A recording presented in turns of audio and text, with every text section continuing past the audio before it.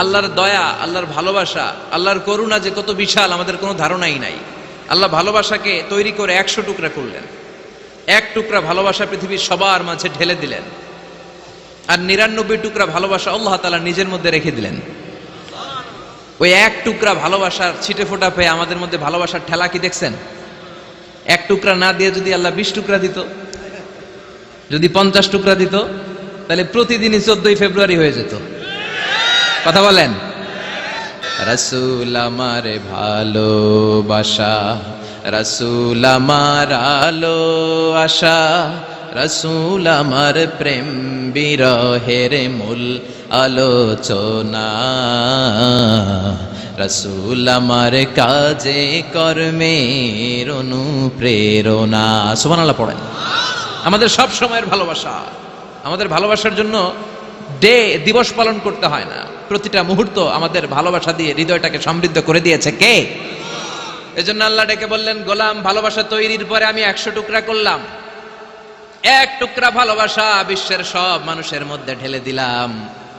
99 টুকরা ভালোবাসা আমি আল্লাহ নিজের মধ্যে রেখে দিলাম। দেখেন, এক টুকরা ভালোবাসা পেয়ে আমাদের মধ্যে কত ভালোবাসা।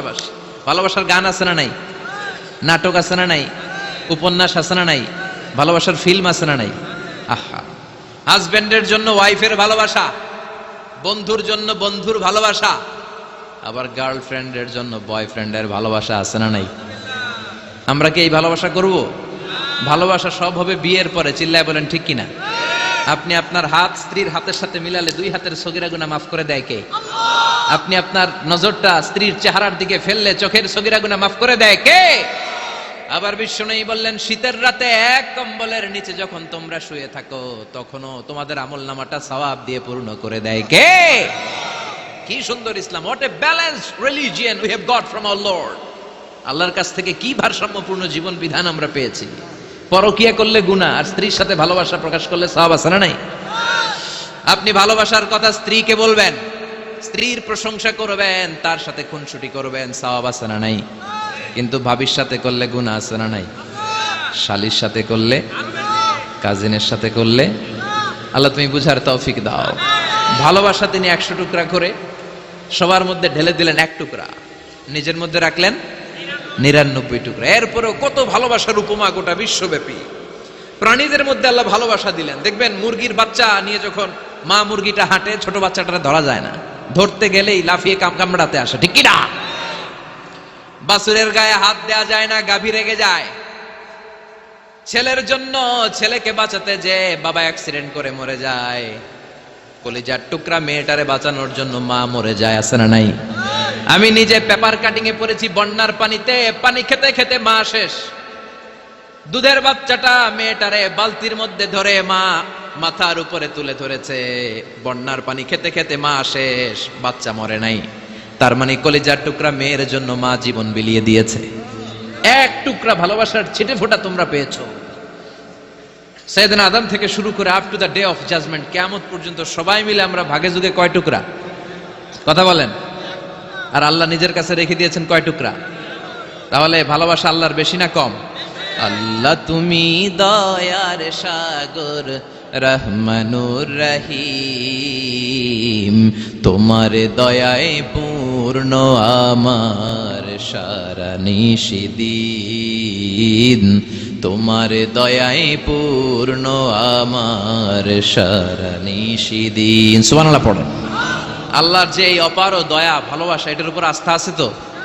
নাকি নিজের ঈমান আর আমলের উপর আস্থা রাখবেন? আমাদের আমল, আমাদের ইবাদত, আমাদের সালাত, যাকাত, এগুলো আমাদেরকে জান্নাতে নিতে পারবে? আমাদেরকে জান্নাতে নিতে পারে শুধুমাত্র কেবলমাত্র আল্লাহর দয়া আর ভালোবাসা।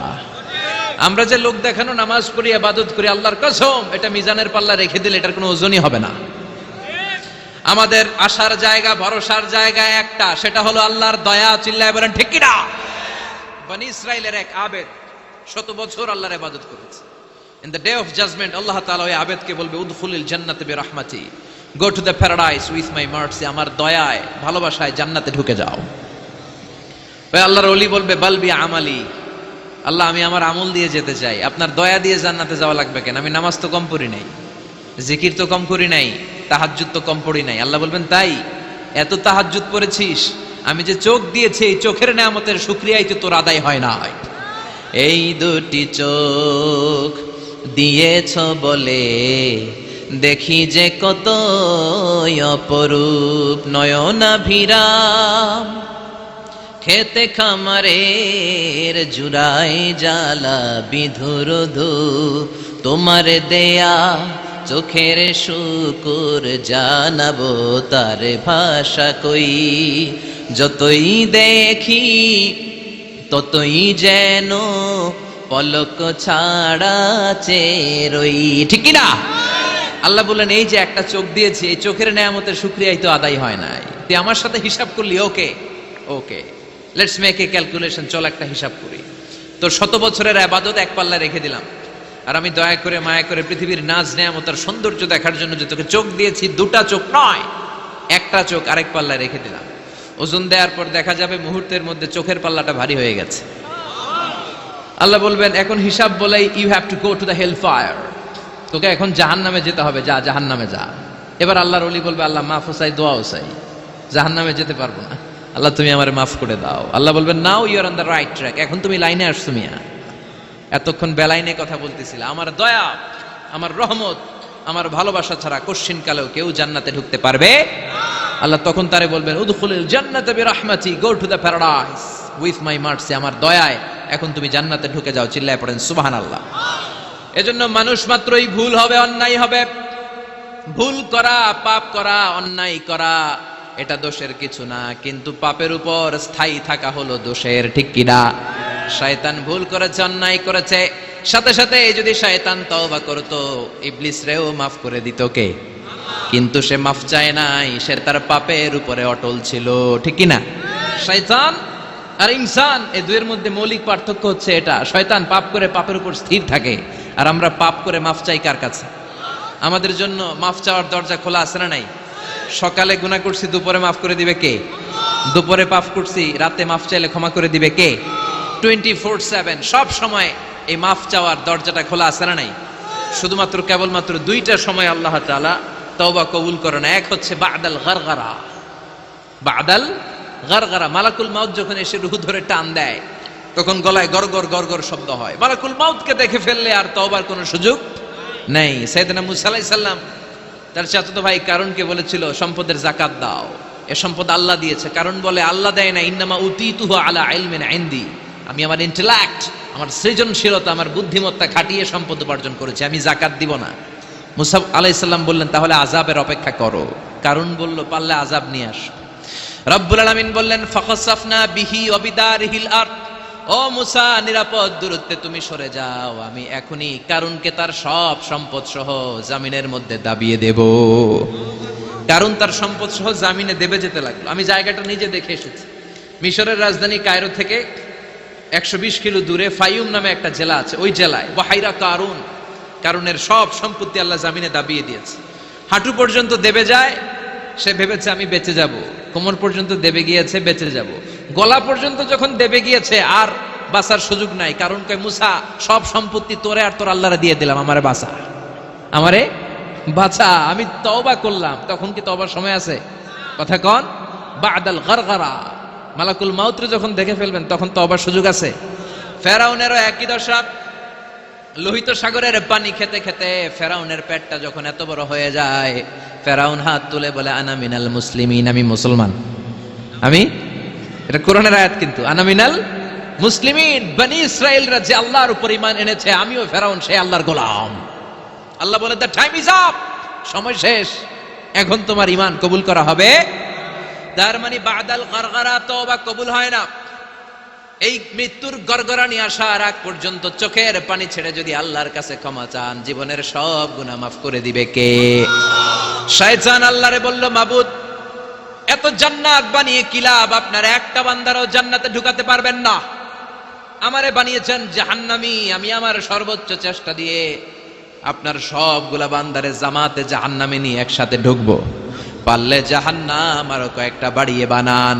আল্লাহ বললেন কেন কেন? শয়তান বলে লা আকুদান্না লাহুম সিরাতাকাল মুস্তাকিম, আপনার বান্দা জামাতে নামাজ পড়তে যেতে চাইবে, ওখান থেকে ধোকার ওয়াসওয়াসা দিয়ে আমি গানের কনসার্টে নিয়ে যাব, তাফসির মাহফিলে কোরআন শুনতে যেতে চাইবে, ধোকা দিয়ে আমি মদের আড্ডাখানায় নিয়ে যাব। ওয়ালা তাজিদু আকসারাহুম শাকিরিন, একটারেও জান্নাতে ঢুকাতে পারবেন না। চ্যালেঞ্জ দিলাম। আল্লাহ বলল, শয়তান তুই আমারে চ্যালেঞ্জ দেস? আমি তো সব রাজার বড় রাজা, মহারাজা। আমার সাথে তো কেউ চ্যালেঞ্জ দিয়ে টিকতে পারে না। চিল্লা এখন ঠিক কিনা? শয়তান তুই চ্যালেঞ্জ দিলি, আমিও তোর চ্যালেঞ্জ নিলাম। ওয়া ইজ্জাতি ওয়া জালালি ওয়া ইরতিফাই মাকানি, আমার ইজ্জতের কসম, আমার জালালিয়াতের কসম, আমার মহানত্বের কসম, আমার ক্ষমতা আর দাপটের কসম, আজীবন আমার বান্দা গুনাহ করবে, পাপ করবে, অন্যায় করবে, কোন এক তাফসির মাহফিলে এসে চোখের পানি ছেড়ে যখন ক্ষমা চাইবে, আমি জীবনের সব গুনাহ মাফ করে দেব।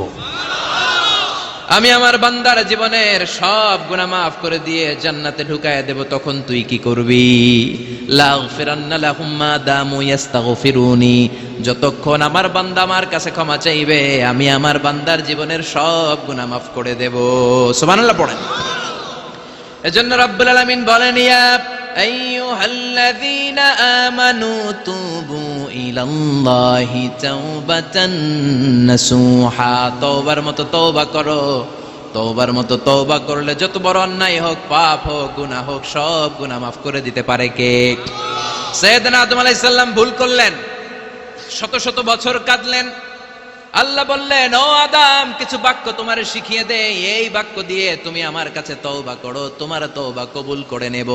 সাইয়েদনা আদম বললেন, রব্বানা, পড়েন, রব্বানা যালামনা আনফুসানা ওয়া ইল্লাম তাগফির লানা ওয়া তারহামনা লানাকুনান্না মিনাল খাসিরিন। ও আল্লাহ, আমি জুলুম করেছি নফসের উপর, ভুল করেছি, অন্যায় করেছি, অপরাধ করেছি। আপনি যদি ক্ষমা না করেন আমি শেষ হয়ে যাব। লানাকুনান্না মিনাল খাসিরিন, আমি ক্ষতিগ্রস্তদের মধ্যে শামিল হয়ে যাব। ঠিক কি না? এই আয়াত দিয়ে, এই দোয়া দিয়ে যখন সাইয়েদনা আদম তাওবা করলেন, মুহূর্তেই তাওবা কবুল করে নিয়েছে কে? আমরাও যদি পাপ করি, অন্যায় করি, আমাদেরও পাপগুলো মোচন করার একজন আছে না নাই? তিনি গাফিরিয যাম কাবিলিত তাওব, ওনার কাজই হচ্ছে গুনাহ মাফ করা। শয়তানের কাজ ওয়াসওয়াসা দেওয়া, আমাদের কাজ পাপ করা, ওনার কাজ মাফ করা। আল্লাহ ডেকে বলে, গোলাম, তোরা যদি পাপ না করতি আর বারবার মাফ না চাইতি, তাহলে তোদেরকে ধ্বংস করে দিয়ে জমিনের বুকে এমন একটা জাতি আমি বানাতাম যারা পাপ করতো আর মাফ চাইতো, আর আমি মাফ করতাম। সুবহানাল্লাহ পড়েন। মাফ করতে আল্লাহর বড্ড ভাল লাগে, চোখের পানি দেখতে আল্লাহর বড্ড ভাল লাগে, কায়মনোবাক্যে কেউ দোয়া করছে দৃশ্য দেখতে আল্লাহর ভালো লাগে। চিল্লায় বলেন সুবহানাল্লাহ। এজন্য পাপ আমাদের যত বড় হোক, আমাদের জন্য মাফ আছে না নাই? দুইটা সময়ে তাওবা কবুল হয় না। এক নাম্বার হলো বাদাল গারগারা, মালাকুল মাউতকে দেখে ফেলেছেন, রূহ ধরে টান দিবে, তখন তাওবা করলে কবুল হবে। আরেকটা হচ্ছে বাদা তুলুই শামসি মিন মাগরিবিহা, কিয়ামতের আগ দিয়ে সূর্য আর পূর্ব দিক থেকে উদিত হবে না, এটা পশ্চিম দিক থেকে উদিত হবে, তখন তওবা করলে কবুল হবে। তখন তওবার দরজাকে বন্ধ করে দিয়েছে কে? এজন্য আমরা যে কোনো পাপই করি না কেন, পাপ হয়েই যেতে পারে, আশা হারানোর কারণ নাই। Never lose hope, never give up. মুমিন কখনো আশা হারায় না, মুমিন কখনো নিরাশ হয় না। মুমিনের আশা ভরসা একটা সত্তার উপরে, চিৎকার করে বলতে হবে, তিনি কে? এজন্য পাপ হওয়ার সাথে সাথে আমরা তওবা করব কার কাছে? বিশ্বনবী বললেন, কিছু কিছু কাজ আছে, এগুলো হয়ে যাওয়ার পরে দেরি করা যায় না। এক নম্বরে নামাজের ওয়াক্ত হলে দেরি করা যায় না, ঠিক কিনা?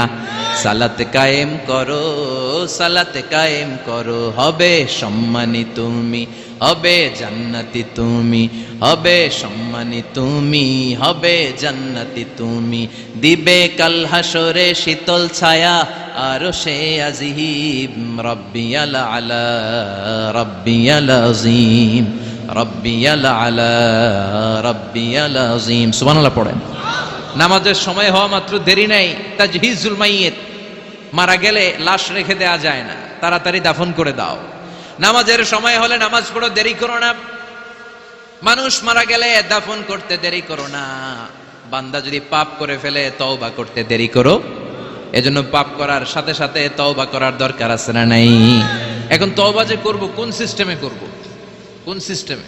ভুল হওয়া মাত্রই আপনি অনুতপ্ত হয়ে চোখের পানি ছেড়ে আল্লাহর কাছে মাফ চান, আল্লাহর কাছে ক্ষমা চান, এটার নামই তওবা। আমাদের দেশে হুজুরাই না তওবা পড়ায়, আছে না নাই? আনন্দপুরে এগুলা নাই, আছে না? কয় ইমাম সাহেবরে নিয়ে আয়, খতিব সাহেবরে নিয়ে আয়, হাফেজ সাহেব হুজুরের নিয়ে তওবা পড়া, না তওবা পড়ানো লাগে না, আপনার নিজের তওবা আপনি নিজেই পড়বেন। আপনি অনুতপ্ত হয়ে চোখের পানি ছেড়ে আপনার আল্লাহরে ডাক দেন, ডাক দেয়া মাত্র তিনি সাড়া দিবে, চিল্লায় বলেন ঠিক কি না? ওলামা একরামরা তওবার 5টা শর্ত আরোপ করেছে। এই 5টা শর্তের আলোকে যদি তওবা করেন মুহূর্তের মধ্যেই তওবা কবুল করে নিবে কে? 1 নাম্বার শর্ত হচ্ছে আল ইকরা, acknowledgement. You have to acknowledge that you are the great sinner in the world. এই পৃথিবীর সবচেয়ে বড় পাপী। 5টা শর্তের 1 নাম্বার হচ্ছে আপনি স্বীকার জান, আল্লাহ আমার চেয়ে বড় পাপী আকাশের নিচে জমিনের উপরে দ্বিতীয়টা নাই। এমন কোনো পাপ নাই যে আমি করি নাই। আমার চেয়ে নাদান, আমার চেয়ে পিশাচ, আমার চেয়ে বড় পাপী দ্বিতীয়টা কেউ। অ্যাকনলেজ ইউর সিন, আপনি আপনার পাপগুলো স্বীকার করেন। নাম্বার 1। নাম্বার 2, আন-নাদাম, repentance. You have to be repentant for what you have committed from sins. যে পাপ করেছেন এই পাপের জন্য আপনি লজ্জিত হন। আপনি নিজেকে আল্লাহর কাছে ছোট করে পেশ করেন, আল্লাহরে ডেকে বলেন, আল্লাহ আমি আপনার গোলাম, গোলামের ঘরের গোলাম, বান্দির ঘরের গোলাম, আমারে মাফ করে দেন, আমি লজ্জিত, আমি অনুতপ্ত। তাহলে 1 নম্বর শর্ত আপনি ঘোষণা দেন যে আপনি পাপ করেছেন। 2 নম্বর শর্ত আপনাকে অনুতপ্ত হতে হবে যে আল্লাহ আমি পাপ করে ফেলেছি। 3 number, you have to stop what you have committed. যে পাপ আপনি শুরু করেছেন এটা বন্ধ করে দেন। আপনি সুদের জন্য সুদ খাইছেন, আল্লাহর কাছে তওবা করলেন, আবার সুদ খাওয়া চালিয়েও যাচ্ছেন, এই তওবা কবুল হবে? সুদ খাওয়া আগে বন্ধ করেন। আপনি ঘুষ খেয়েছেন, এই ঘুষ খাওয়ার কারণে আপনি আল্লাহর কাছে তওবা করলেন কিন্তু ঘুষ খেয়েই যাচ্ছেন, এই তওবা কবুল হবে? 3 নাম্বার হচ্ছে you have to stop what you have committed. আপনি যেই পাপ করেছেন এটাকে বন্ধ করেন। 4 নাম্বার শর্ত, you have to hate what you have committed. আপনি যেই পাপটা করেছেন এটাকে মন থেকে ঘৃণা করেন, ওইটারে মন থেকে ঘৃণা করতে হবে। 5 নাম্বার শর্ত হচ্ছে you have to determine that you never repeat this sin again. আল্লাহর কাছে ওয়াদা দেন, কমিটমেন্ট দেন যে আল্লাহ পারতপক্ষে আমার জীবনে আর এই কাজটা করব। এই 5টা শর্তের আলোকে তওবা করলে কবুল করবে কে? 1 নম্বরে স্বীকার জান আল্লাহ আমি পাপী। 2 নম্বরে অনুতপ্ত হন। 3 নম্বরে পাপ কাজটা বন্ধ করে দেন। 4 নম্বরে ওই পাপ কাজটাকে মন থেকে ঘৃণা করেন। 5 নম্বরে আল্লাহর কাছে ওয়াদা দেন আর জীবনেও এই পাপ করব না। এই 5টা শর্তের আলোকে যদি তওবা করেন আপনার তওবা কবুল করে নিবে কে? এজন্য যত পাপ, যত অন্যায় আমরা করি না কেন, আমাদের এই পাপগুলো, অন্যায়গুলো ক্ষমা করার একজন আছে না নাই? তিনি কে? এজন্য সব সময় তওবা করতে রাজি আছেন তো? প্রতিদিন শত শতবার তওবা করতে রাজি আছেন?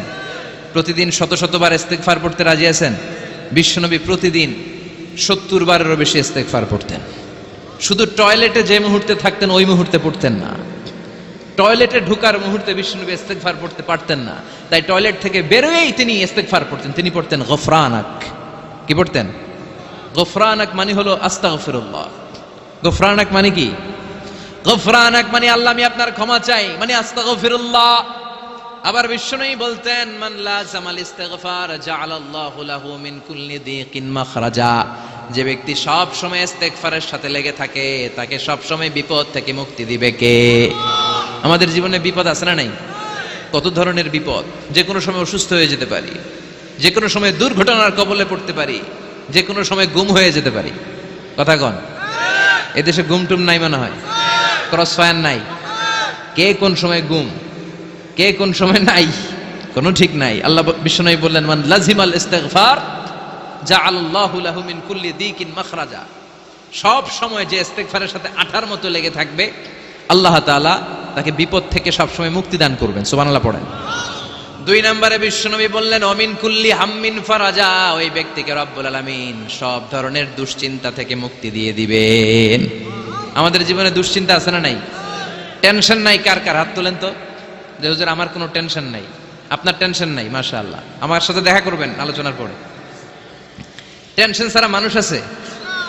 বাসার টেনশন, মরার টেনশন, কবরের টেনশন, ক্যারিয়ারের টেনশন, বিদ্যুৎ বিলের টেনশন, গ্যাসের বিলের টেনশন, বাড়ি ভাড়ার টেনশন, আছে না নাই? বিশ্বনবী বললেন টেনশন ছাড়া মানুষ নাই। সব সময় আঠার মতো যে ইস্তেগফারের সাথে লেগে থাকবে তাকে টেনশন মুক্ত করে দিবে কে? 3 নাম্বার ওয়ারযুকহু মিন হাইসু লা ইয়াহতাসিব। এমন জায়গা থেকে আল্লাহ তাআলা রিজিকের ব্যবস্থা করে দিবেন সে কল্পনাও করতে পারবে না। আমি নিজে এটার প্রমাণ পেয়েছি। অনেক অনেক সময় আমি কল্পনাও করি নাই যে এখান থেকে আমার রিজিকের ব্যবস্থা হতে পারে। এমন পরিমাণে রিজিকের ব্যবস্থা এসেছে 2 হাতে নিয়েও কুলাতে পারি নাই। এজন্য সব সময় চলতে ফিরতে উঠতে বসতে ইস্তিগফারের সাথে লেগে থাকার দরকার আছে না নাই? আবার বিশ্বনবী বললেন, সদা সর্বদা যারা সব সময় ইস্তিগফার পড়বে, আল্লাহর পক্ষ থেকে কোনো আযাব গজব তাদের উপর পাকড়াও হবে না। ওয়া মা কানাল্লাহু মুআযযিবাহুম ওয়া হুম ইস্তাগফিরুন। সুবহানাল্লাহ। যতক্ষণ তুমি ইস্তিগফার পড়বে আল্লাহর পক্ষ থেকে প্রোটেকশন আছে না নাই? তাহলে চারটা জিনিস পেলেন। এক নম্বরে বিপদ থেকে মুক্তি দিবে কে? টেনশন মুক্ত করে দিবে কে? রিজিকের ব্যবস্থা করে দিবে কে? আল্লাহর আযাব আর গজব থেকে আপনার হেফাজতে রাখবে কে? ইস্তিগফার পড়ার 5 নম্বর ফজিলত হচ্ছে সব সময় ইস্তিগফার পড়লে আপনি মুস্তাজাবুদ দাওয়া হয়ে যাবেন। কি হয়ে যাবেন? মানে দোয়া করলেই কবুল করবে কে? মুস্তাজাবুদ দাওয়া, এই টার্মিনোলজি, এই পরিভাষাটাকে আজকে প্রথম শুনলেন? খেয়াল রাখবেন, মুস্তাজাবুদ দাওয়া মানে এমন ব্যক্তি, যেই ব্যক্তি দোয়া করতে দেরি কিন্তু দোয়া কবুল হতে দেরি হয়। হাত তুলে দোয়া করতে দেরি, মুহূর্তেই দোয়া কবুল করে নেয় কে? আপনি যদি সব সময় ইস্তিগফারের আমলটা করেন, আপনারা মুস্তাজাবুদ দাওয়া বানিয়ে ফেলবে কে? আপনারা ইমাম আহমদ ইবনে হাম্বলের নাম শুনেছেন?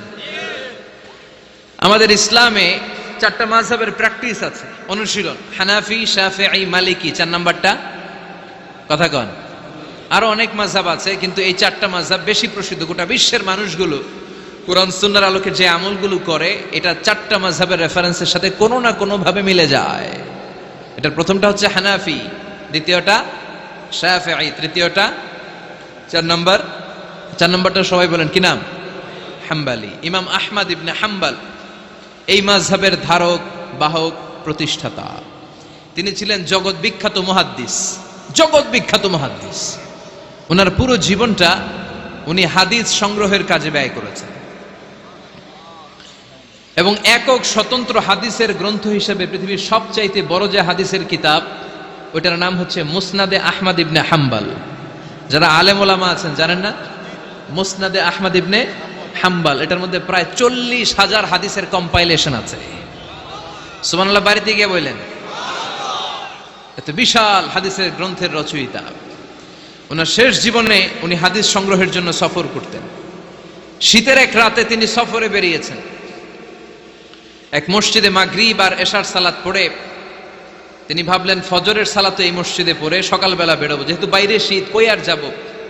ব্যাগ থেকে কাঁথা বের করে হাদিস পড়তে শুরু করেছেন, আর ভাবলেন হাদিস পড়তে পড়তে রাতটা কাটিয়ে দিব। কিন্তু মসজিদের দারোয়ান এসে বলে, মুরব্বী, মসজিদে তো থাকা যাবে না, আপনি বেরোন। আহমদ ইবনে হাম্বল অনুনয় বিনয় করলেন যে তোর কাছে হাত জোর করে ক্ষমা চাই বাবা, এই শীতের রাতে আমারে বের করে দিস না, আমি রাতটা মসজিদে কাটাতে চাই। আমি ফজরের নামাজেরও মুসল্লি এই মসজিদের, আমি ফজর পরে তারপরে যাব। দারোয়ান সে না ছোট বান্দা, সে বলে না, মসজিদে থাকতে পারবেন না, বেরোন। না বেরোলে গাঠটি সহ ঘাট ধাক্কা দিয়ে বের করে দেবে। চিনতে পারে নাই যেটা মুহাদ্দিসুদ দাহর, এ যুগের সর্বশ্রেষ্ঠ মুহাদ্দিস ইমাম আহমদ ইবনে হাম্বল। এখন উনি আর কি করবেন, কিছু করতে না পেরে ব্যাগ নিয়ে বের হয়ে গেলেন। প্রচন্ড শীতের রাতে, কনকনে শীতে তিনি কাঁপছেন। হাঁটতে হাঁটতে চলতে চলতে হঠাৎ দেখলেন একটা বাজার। ওই বাজারে এক খাব্বাজ, রুটির দোকানদার, শাবুন খাব্বাজ, যুবক রুটি বানাচ্ছে। যে সালাম দিলেন, আসসালামু আলাইকুম। বাবা, শীতের রাতে বিপদে পড়েছি, যাওয়ার জায়গা নেই। তোমার যে চুলাতে তুমি রুটি বানাও, এই চুলার পাশে বসে যদি সারা রাত আমি কাটিয়ে দেই আর চুলা থেকে আগুন পোয়াই, তোমার কি কোনো ক্ষতি হবে? যুবক বলেন, না না, কোনো ক্ষতি হবে না। আহলান ওয়া সাহলান, এ আমার হাবান বিক, খোশ আমদেদ, এটা তো খোশ নসিব আমার। আপনি আগুন পোহালে আমার সমস্যা কি? আসেন। ইমাম আহমদ ইবনে হাম্বল যুবককে শুকরিয়া জানিয়ে, আল্লাহর শুকরিয়া করে চুলার পাশে বসে আবার হাদিস পড়তে লাগলেন। কিন্তু তিনি লক্ষ্য করলেন যে যুবকটা একটু পর পর আওয়াজ করে পড়ে আস্তাগফিরুল্লাহ। কি পড়ে? আটা দিয়ে রুটি বানায়, পড়ে আস্তাগফিরুল্লাহ। রুটির খামির বানায়, পড়ে আস্তাগফিরুল্লাহ। খামিরগুলো দলা বেঁধে গোল গোল করে সাজিয়ে রাখে, আর কি পড়ে? বেলুন দিয়ে এগুলোর বলে চুলার ভিতরে ঢুকায় দেয়, আর কি পড়ে? কেউ রুটি কিনতে আসলে তার হাতে রুটি তুলে দেয়, আর কি পড়ে? টাকা দিলে টাকা নিয়ে ক্যাশ বক্সে রেখে দিয়ে কি পড়ে? শুধু পড়ছে আস্তাগফিরুল্লাহ, আস্তাগফিরুল্লাহ। ইমাম আহমদ ইবনে হাম্বল তো অবাক, ঘটনা কি? এই যুবকের হলোটা কি? শুধু আস্তাগফিরুল্লাহ। তিনি হাদিসের কিতাবটা বন্ধ করে যুবককে জিজ্ঞেস করলেন, বাবা, আসার পর থেকেই দেখছি তুমি শুধুই পড়ছো আস্তাগফিরুল্লাহ, আস্তাগফিরুল্লাহ, আস্তাগফিরুল্লাহ, ঘটনাটা কি? কেন এত তুমি ইস্তেগফার পড়ো?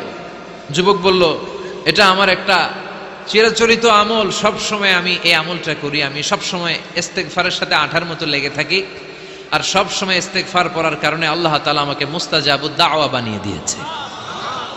মানে আমি দোয়া করলেই দোয়া কবুল হয়ে যায়। এই জীবনে আমি যত দোয়া হাত তুলে করেছি, মুহূর্তের মধ্যে আমার দোয়াগুলো কবুল করে নিয়েছে কে? শুনে তো ইমাম আহমদ ইবনে হাম্বল অবাক, বলে কি, আনতা মুস্তাজাবুদ দাওয়া, তুমি মুস্তাজাবুদ দাওয়া, তুমি দোয়া করলেই কবুল? না, আনা মুস্তাজাবুদ দাওয়া, হ্যাঁ আমি দোয়া করলেই কবুল হয়ে যায়। তুমি জীবনে যা দোয়া করেছো সব পেয়েছো? হ্যাঁ আমি জীবনে যা দোয়া করেছি আমি সব পেয়েছি, সব দোয়া কবুল হয়েছে আমার জীবনে, শুধু একটা দোয়া ছাড়া। ইমাম আহমদ ইবনে হাম্বলের কৌতূহল আরো বেড়ে গেল। সব দোয়া তোমার কবুল হয়েছে, একটা দোয়া কবুল হয় নাই, সেটা আবার কি? যুবক বলতে আরম্ভ করলো, আমার যে দোয়াটা কবুল হয় নাই সেটা হচ্ছে আমি আল্লাহর কাছে অনেকবার দোয়া করেছি, আল্লাহ শুনেছি এই জামানার সবচেয়ে বড় মুহাদ্দিস, তার নাম নাকি ইমাম আহমদ ইবনে হাম্বল। আল্লাহ তোমার কাছে আমার আকুতি, তোমার কাছে আমার মিনতি, আমি যেন এত বড় মুহাদ্দিসের হাতে হাত রেখে মুসাফা করতে পারি আর তার কপালে একটা চুমু দিতে পারি। আমার এই দোয়াটা আজও কবুল হয় নাই, আজও আল্লাহ তাআলা এই দোয়াটা কেন যে কবুল করেন আমি জানি না। একথা শুনে ইমাম আহমদ ইবনে হাম্বল আবেগপ্রবণ হয়ে গেলেন, আর নিজেকে ধরে রাখতে পারলেন না, চোখের পানি ছেড়ে দিলেন আর বললেন, ইয়া শাব, হে যুবক, আহমদ ইবনে হাম্বলের সাথে দেখা করার জন্য তোমার আহমদ ইবনে হাম্বলের দরবারে যাওয়ার দরকার নাই, তোমার এই দোয়াটাও আল্লাহ কবুল করে নিয়েছে। আহমদ ইবনে হাম্বল দেখা দেওয়ার জন্য তোমার দরবারে ছুটে এসেছে। আনা আহমদ ইবনে হাম্বল মুহাদ্দিসুদ দাহর, আমি হচ্ছে আহমদ ইবনে হাম্বল। যুবক নিজেকে ধরে রাখতে পারে না, চোখের পানি ছেড়ে দিয়ে ওই যুগের সবচাইতে বড় মুহাদ্দিসকে জড়িয়ে ধরে হাতের মধ্যে হাত রেখে মুসাফা করে আহমদ ইবনে হাম্বলের কপালে চুমুকে দেয়, আর আহমদ ইবনে হাম্বলের কাছে দোয়া চেয়ে বলল, ও ইমাম, রব্বুল আলামিন আমার জীবনের কোন দোয়া আজকে আর বাকি রেখে দেন নাই, এই যেই দোয়াটা বাকি ছিল এই দোয়াটাও আল্লাহ কবুল করে নিয়েছে, এই দোয়াটাও কবুল, মুস্তাজাবুদ দাওয়া। আপনি সব সময় যদি ইস্তেগফারের সাথে আঠার মতো লেগে থাকতে পারেন, আপনি দোয়া করা মাত্র দোয়া কবুল করে নেবে কে? এজন্য সব সময় অবসরে বসে আছেন, বাস স্টেশনে বসে আছেন, সিএনজিতে চড়ে এক জায়গা থেকে আরেক জায়গায় যাচ্ছেন, বিছানায় শুয়ে আছেন, পড়বেন আস্তাগফিরুল্লাহ। কি পড়বেন? প্রাণ খুলে মন থেকে আওয়াজ করে সবাই পড়েন আস্তাগফিরুল্লাহ, আবারও পড়েন আস্তাগফিরুল্লাহ, চিল্লায় পড়েন আস্তাগফিরুল্লাহ। বিশ্বনবী ইস্তেগফারের অনেকগুলো আলফাজ শিখিয়েছেন, সবচেয়ে সহজ যেটা শিখিয়েছেন সেটার নাম হলো আস্তাগফিরুল্লাহ। বিশ্বনবী জামাতে সালাত শেষে সালাম ফিরিয়ে আওয়াজ করে পড়তেন আল্লাহু আকবার, তারপরে 3 বার পড়তেন আস্তাগফিরুল্লাহ, আস্তাগফিরুল্লাহ, আস্তাগফিরুল্লাহ। পড়ার দরকার আছে না নাই? পড়তে রাজি আছেন তো? সালাম ফেরানোর পরে কি পড়বেন? নাকি দোয়া করার জন্য পাগল হয়ে যাবেন? আল্লাহুম্মা আমিন ইয়া আরহামার রাহিমিন, আছে না নাই? পাগল হয়ে যায় দোয়া করার জন্য, কিন্তু তাসবিহগুলো পড়তে চায় না। বিশ্বনবী লম্বা তাসবিহ পড়তেন, সালাম ফেরানোর পরেই আস্তাগফিরুল্লাহ পড়তে রাজি আছেন? আবার বিশ্বনবী বললেন, যে ব্যক্তি পড়বে আস্তাগফিরুল্লাহ আল্লাযী লা ইলাহা ইল্লা হুয়াল হাইয়ুল কাইয়্যুম ওয়া আতুবু ইলাইহি, যুদ্ধের ময়দান থেকে যদি কেউ পালিয়ে যায় তার কোনো মাফ নাই, এটা অনেক বড় কবিরা গুনাহ। আত-তাওয়াল্লি মিন ইয়াউমিজ যাহফ, যুদ্ধের ময়দান থেকে পালালে ওর কোনো মাফ নাই। বিশ্বনবী বলেন, যুদ্ধের ময়দান থেকে পালিয়ে এসেছে কোন মুসলিম সৈনিক, সেও যদি এই আস্তাগফিরুল্লাহ আল্লাযী লা ইলাহা ইল্লা হুয়াল হাইয়ুল কাইয়্যুম ওয়া আতুবু ইলাইহি মন থেকে পড়ে, তার জীবনের গুনাহ আল্লাহ মাফ করে দিবে। আবার সাইয়েদনা আবু বকর, সহিহ বুখারীর বর্ণনা, বিশ্বনবীরে বললেন, ইয়া রাসূলুল্লাহ আল্লিমনি দুআআন আদউ বিহি ফি সালাতি, ও নবী আপনি আমারে এমন একটা দোয়া শিক্ষা দেন যেই দোয়াটা আমি নামাজের মধ্যে করব। বিশ্বনবী বললেন, তুমি নামাজের মধ্যে পড়ো, আল্লাহুম্মা ইন্নী যালামতু নাফসি যুলমান কাসীরা ওয়া লা ইয়াগফিরুয যুনুবা ইল্লা আনতা ফাগফিরলি মাগফিরাতাম মিন ইনদিকা ইন্নাকা আনতাল গফুরুর রহিম। সুবহানাল্লাহ। এটারে আমরা বলি দোয়ায়ে মাসুরা, এটাও একটা ইস্তেগফার। যেখানেই ক্ষমা চাওয়ার কথা আছে ওইটাই ইস্তেগফার, বুঝতে পেরেছেন? আল্লাহুম্মা ইন্নী যালামতু নাফসি, ও আল্লাহ অনেক জুলুম করেছি, যুলমান কাসীরা, জুলুমের শেষ নাই। ওয়ালা ইয়াগফিরু যুনুবা ইল্লা আনতা, আপনি ছাড়া এই জুলুম আর পাপ ক্ষমা করার কেউ নাই। ফাগফিরলি মাগফিরাতাম মিন ইনদিক, নিজ গুণে আমার গুনাহ ক্ষমা করে দেন। ওয়ালা ইয়াগফিরু যুনুবা ইল্লা আনতা, আপনি ছাড়া গুনাহ ক্ষমা করার দ্বিতীয় কেউ নাই। আমাদের পাপ ক্ষমা করার আর কোনো সত্তা আছে? চিল্লায় বলেন আছে? আবার বিশ্বনবী বললেন যত ইস্তেগফার আছে সব ইস্তেগফারের সেরা সর্বশ্রেষ্ঠ ইস্তেগফারের নাম সাইয়্যিদুল ইস্তেগফার। কি নাম? সহিহ বুখারীর বর্ণনা, শাদ্দাদ ইবনে আউস রাদিয়াল্লাহু তাআলা আনহু বর্ণনা করে বলেন, কেউ যদি দিনের বেলা একবার সাইয়্যিদুল ইস্তেগফার পড়ে, ওই দিন যদি লোকটার মৃত্যু হয়ে যায়, মুহূর্তের মধ্যে লোকটার জান্নাতি ঘোষণা দিয়ে দিবে কে? রাত্রি বেলা যদি কেউ সাইয়্যিদুল ইস্তেগফার একবার পড়ে, ওই রাতে ইন্তেকাল হলে তার জীবনের সব গুনাহ মাফ করে দিয়ে ওই লোকটারেও জান্নাতি করে দিবে কে? দিনে যদি সাইয়্যিদুল ইস্তেগফার একবার পড়েন, ওই দিনে ইন্তেকাল করলে আপনি জান্নাতি। রাতে যদি সাইয়্যিদুল ইস্তেগফার কেউ পড়েন, ওই রাতে ইন্তেকাল হলে আপনি জান্নাতি। এটা সহিহ বুখারীর বর্ণনা। সব ইস্তেগফারের রাজা, শ্রেষ্ঠ ইস্তেগফার। মুখস্থ আছে না? কার কার মুখস্থ আছে? হাত তুলেন। সাইয়্যিদুল ইস্তেগফার মুখস্থ আছে কার? মাশাআল্লাহ, তাবারাকাল্লাহ। এটা আপনাদের বাড়ির কাজ দিলাম। যাদের মুখস্থ নাই তারা গুগলে সার্চ করবেন সাইয়্যিদুল ইস্তেগফার, লেখা মাত্রই পেয়ে যাবেন। বইতে আছে, বিভিন্ন ইসলামিক দোয়ার বইতে আছে। গুগলে ইউটিউবে সার্চ দিলে পেয়ে যাবেন। এই সাইয়্যিদুল ইস্তেগফার প্রতিটা মুমিনের অন্তরে থাকার দরকার আছে না নাই? আল্লাহুম্মা আনতা রাব্বি লা ইলাহা ইল্লা আনতা খালাকতানি ওয়া আনা আবদুক ওয়া আনা আলা আহদিকা ওয়া ওয়া'দিকা মাস্তাতা'তু আউযু বিকা মিন শাররি মা সানা'তু আবু'ু লাকা বিনি'মাতিকা আলাইয়া ওয়া আবু'ু লাকা বিযামবি ফাগফিরলি ফাইন্নাহু লা ইয়াগফিরুয যুনুবা ইল্লা আনতা। সুবহানাল্লাহ পড়েন। এটার নাম সাইয়্যিদুল ইস্তেগফার। এটার নাম কি? কত হাবিজাবি দোয়া যে বানায় বানায় পড়ে তার শেষ নাই। বিশ্বনবী যে দোয়াগুলো শিখায় দিলেন, এগুলো পড়তে সালাত শেষে 1 ঘন্টা সময় লাগবে আপনার। 1 ঘন্টার আগে মুসল্লা থেকে ওঠার কোনো সুযোগ নাই। চিল্লায় বলেন ঠিক কিনা? বিশ্বনবী সালাম ফিরিয়ে আওয়াজ করে পড়তেন আল্লাহু আকবার, 3 বার পড়তেন আস্তাগফিরুল্লাহ, 33 বার সুবহানাল্লাহ, 33 বার আলহামদুলিল্লাহ, 33 বার আল্লাহু আকবার। এরপরে পড়তেন লা ইলাহা ইল্লাল্লাহ ওয়াহদাহু লা শারীকা লা লাহুল মুলকু ওয়া লাহুল হামদু ওয়া হুয়া আলা কুল্লি শাইইন কাদির। সুবহানাল্লাহ পড়েন। একবার আয়াতুল কুরসি পড়তেন। মান ক্বারা আয়াতুল কুরসি দুবুরা কুল্লি সালাতিন মাকতুবাতিন লাম ইয়ামনাহু মিন দুখুলিল জান্নাতি ইল্লাল মাউত। আয়াতুল কুরসি মুখস্থ না সবার? প্রত্যেক ফরজ সালাতের পরে কেউ যদি একবার আয়াতুল কুরসি পড়ে, তার জান্নাতে ঢোকার ক্ষেত্রে আর কোনো বাধা নাই, একটা জিনিস ছাড়া, সেটা হলো মরণ, মৃত্যু। লোকটা মরে না তাই জান্নাতে যায় না, মরলেই জান্নাতি। আয়াতুল কুরসি পড়বেন তো?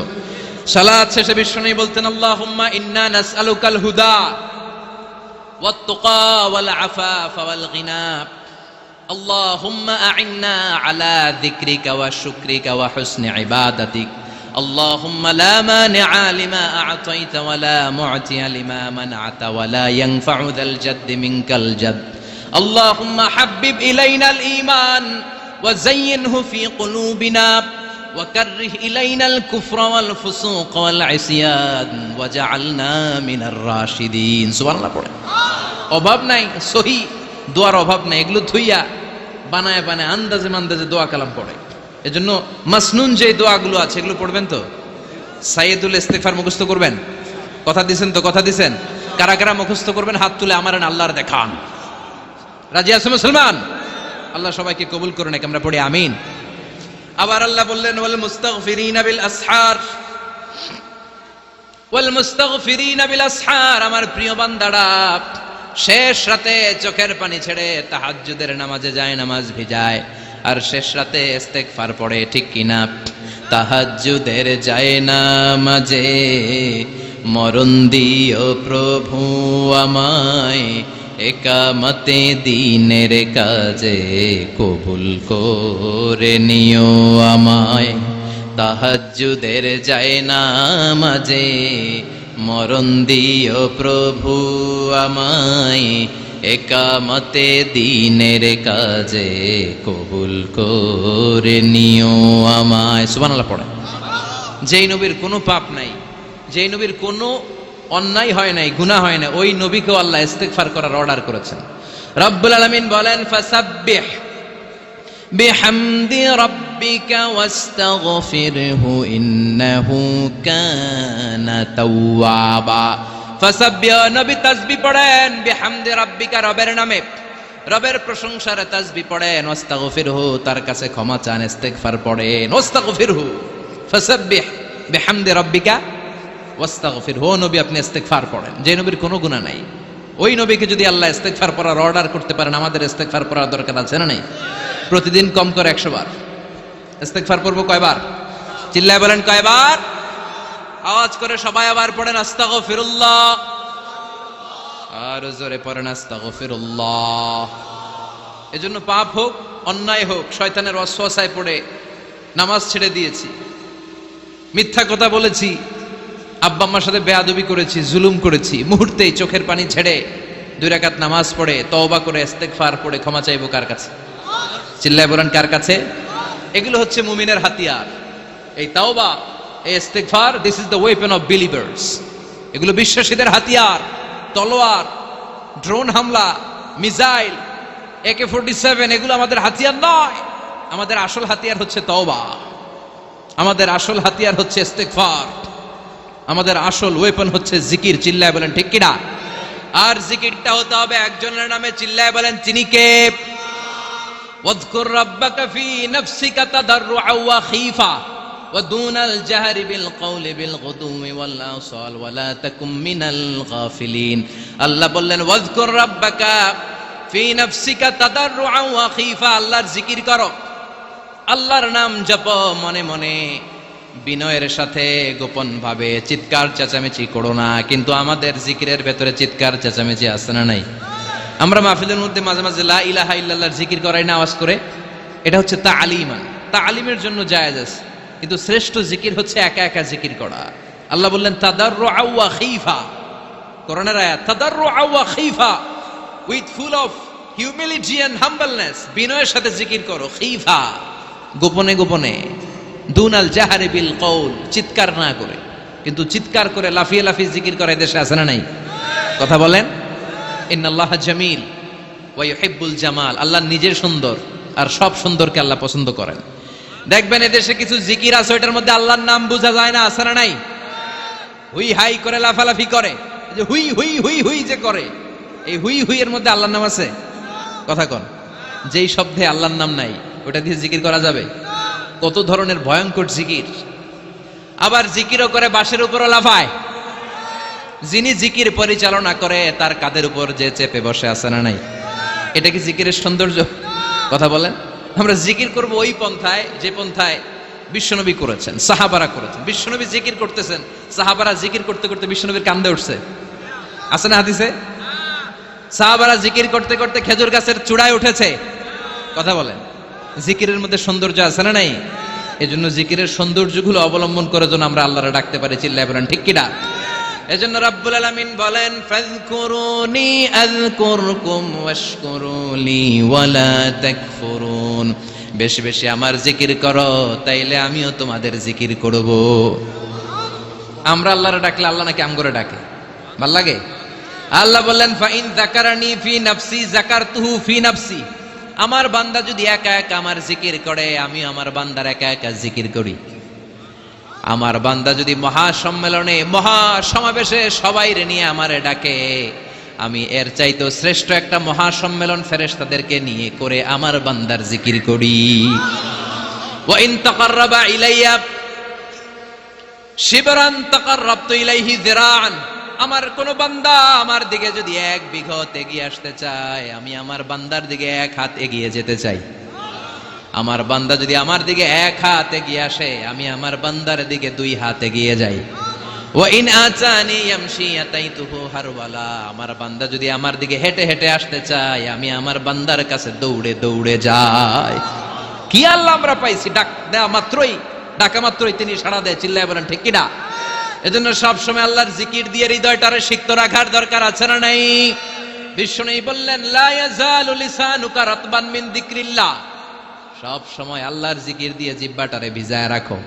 জিকির করেন লা ইলাহা ইল্লাল্লাহ, লা ইলাহা লা ইলাহা ইল্লাল্লাহু মুহাম্মাদুর রাসূলুল্লাহ সাল্লাল্লাহু মাসালুল লাযী ইয়াযকুরু রাব্বা ওয়াল্লাযী লা ইয়াযকুরু রাব্বা মাসালুল হাইয়্যি ওয়াল মাইয়িত। যে হৃদয় আল্লাহর জিকির করে আর যে হৃদয় জিকির করে না, বিশ্বনবী বললেন দুই হৃদয়ের পার্থক্য হচ্ছে একটা জীবিত হৃদয় আর একটা মৃত হৃদয়। এখন আপনার হৃদয়কে আপনি কি জিন্দা রাখতে চান না মুর্দা বানাতে চান? আবার আল্লাহ বললেন আলা বিযিকিরিল্লাহি তাতমাইন্নুল কুলুব। দুনিয়ার কোন জিনিস দিয়ে কলবের পরিচ্ছন্নতা হয় না, দুনিয়ার কোন জিনিস দিয়ে কলব পরিচ্ছন্ন হয় না, কলবের খাদ্য হয় না।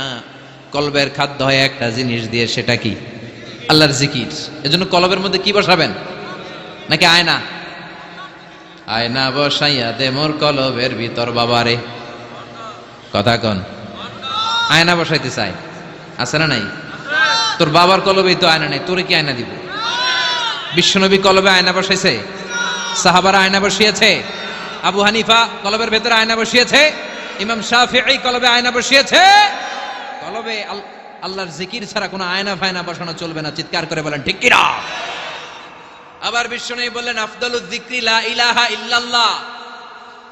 জিকিরের জগতে যত জিকির আছে শ্রেষ্ঠ জিকির হলো লা ইলাহা ইল্লাল্লাহ। মান ক্বালা লা ইলাহা ইল্লাল্লাহ সিদকান মিন কলবিহি দাখালাল জান্নাহ। ঈমানের সাথে ইখলাসের সাথে একবার কেউ যদি লা ইলাহা ইল্লাল্লাহ পড়ে, তার জন্য জান্নাতকে ওয়াজিব করে দিবে কে? এটার নাম কালিমাতে তাইয়্যিবা। কি নাম? দারাবাল্লাহু মাসালান কালিমাতান তাইয়্যিবাতান কাশাজারাতিন তাইয়্যিবা আসলুহা সাবিতুন ওয়া ফারউহা ফিস সামা। এই লা ইলাহার নাম আল্লাহ দিলেন কালিমায়ে তাইয়্যিবা। কি নাম? কথা কোন। ঝিনুকের ভেতর লুকিয়ে থাকে যেমন মতি, ঝিনুকের ভেতর লুকিয়ে থাকে যেমন মতি, কালমা শাহাদাতে আছে আল্লাহর জ্যোতি, কালমা শাহাদাতে আছে আল্লাহর জ্যোতি। পড়েন সবাই। ঝিনুকের ভেতর লুকিয়ে থাকে যেমন মতি, ঝিনুকের ভেতর লুকিয়ে থাকে যেমন মতি, কালমা শাহাদাতে আছে আল্লাহর জ্যোতি, কালমা শাহাদাতে আছে আল্লাহর জ্যোতি। সুবহানাল্লাহ পড়েন। তাহলে জিকিরের জগতে সবচেয়ে শ্রেষ্ঠ জিকিরের নাম, চিল্লায় বলেন কি নাম? সাইয়েদনা মুসা আলাইহিস সালাম আল্লাহর ডেকে বললেন মাবুদ। সহিহ ইবনে হিব্বান, মুস্তাদরেকে হাকিম, দুইটা সহিহ হাদিসের গ্রন্থে হাদিসটা এসেছে। সাইয়েদনা আবু সাঈদ আল খুদরি হাদিসের বর্ণনাকারী। বিশ্বনবী বললেন মুসা আলাইহিস সালাম আল্লাহর ডেকে বললেন আল্লাহ আল্লিমনি কালিমাতান আদউ বিহা। ও আল্লাহ, এমন একটা স্পেশাল জিকির আপনি আমারে শিক্ষা দেন, এই জিকির দিয়ে আমি আপনারে ডাকবো। এই জিকিরটা জানবে শুধু আমি, আর জানবেন আপনি, দুনিয়ার কেউ জানবে না। এমন একটা জিকির শিখান যে জিকিরটা কেউ জানে না, জানবে শুধু আমি আর জানবেন আপনি। কথা শুনতেছেন? প্রশ্ন করছে কে? হ্যাঁ, আল্লাহ প্রশ্ন করছে। প্রশ্ন করেছে কে? মুসা আলাইহিস সালাম। করেছে কার কাছে? শ্রেষ্ঠ একটা জিকির শিখায় দেন যেটা শুধু আমি করবো আর কেউ করতে পারবে না। আল্লাহ বললেন মুসা পড়ো লা ইলাহা। মুসা আলাইহিস সালাম বললেন আল্লাহ জিজ্ঞেস করলাম কি আর কইলেন কি? লা ইলাহা ইল্লাল্লাহ এটা তো জাতীয় জিকির। কথা কন। এটা তো ইন্টারন্যাশনাল জিকির, এটা তো সবাই পারে। আমি তো চাইছি এমন একটা এক্সক্লুসিভ যেটা আপনি আর আমি ছাড়া কেউ জানে না, শুধু জানবেন আপনি আর আমি। আল্লাহ বলেন মুসা এর চাইতে শ্রেষ্ঠ জিকির আমার কাছে নাই।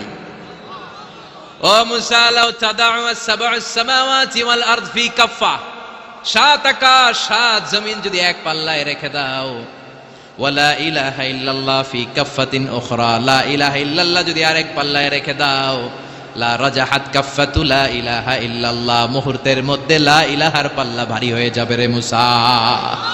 সাত আকাশ সাত জমিন হালকা হয়ে যাবে আর লা ইলাহা ইল্লাল্লাহর পাল্লাটা ভারী হয়ে যাবে। সুবহানাল্লাহ পড়েন। এজন্য সব সময় এই লা ইলাহার জিকির করতে রাজি আছেন তো? এখন আমরা এই লা ইলাহারে বানাইছি ভিক্ষার জিকির, আছে না নাই? একটা টাকা দিয়া যান আমি গরিব ইনসান, আখিরাতে সওয়াব পাইবেন পাহাড় সমান। একটা টাকা দিয়া যান আমি গরিব ইনসান। আর লা ইলাহার জিকির, ভিক্ষার জিকির বানাইছি আমরা। কিন্তু এটা যে একটা বিপ্লবী বাণী, এটা যে একটা সংগ্রামী বাণী, এই বাণী যে মেনে নেয় সে আল্লাহ ছাড়া কারো সামনে মাথা নত করতে পারে না। চিল্লায় বলেন ঠিক কিনা?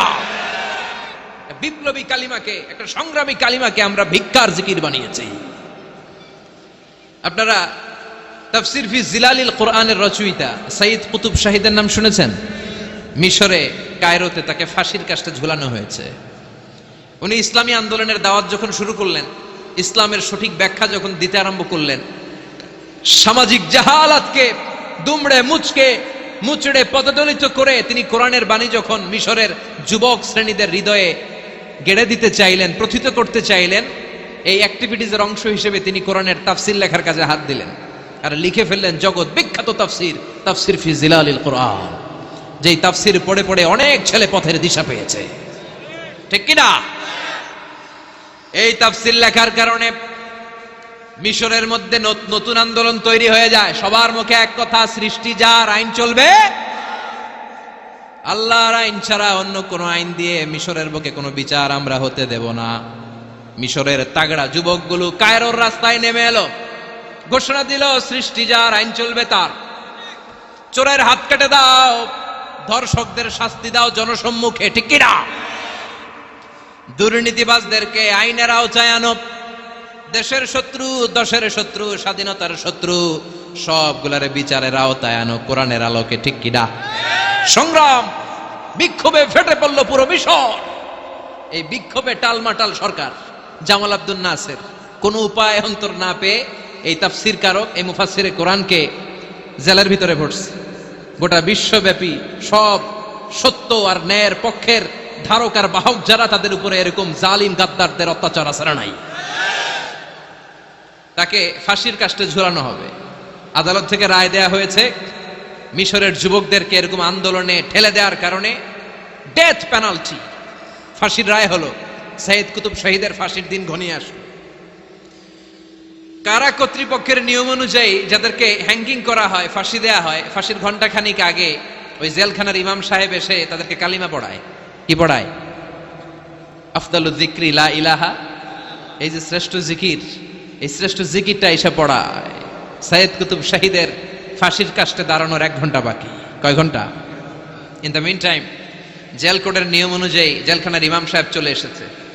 এসে বললেন, সাইয়্যিদ কুতুব শাহীদ, আমি আপনারে কালিমা পড়াতে এসেছি, পড়েন লা ইলাহা ইল্লাল্লাহ।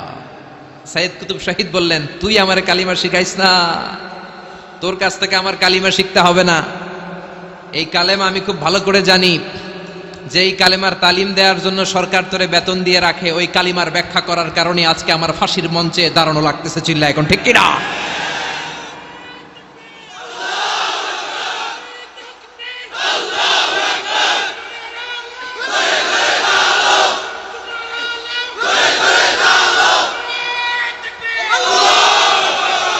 একই কালেমার তালিম তুমি দাও, তোমার টাকার বান্ডিল দেয়, আর ওই কালেমার এক্সপ্লেনেশন ব্যাখ্যা আমি সমাজে দিয়েছি তাই আমারে ফাঁসি দেয়।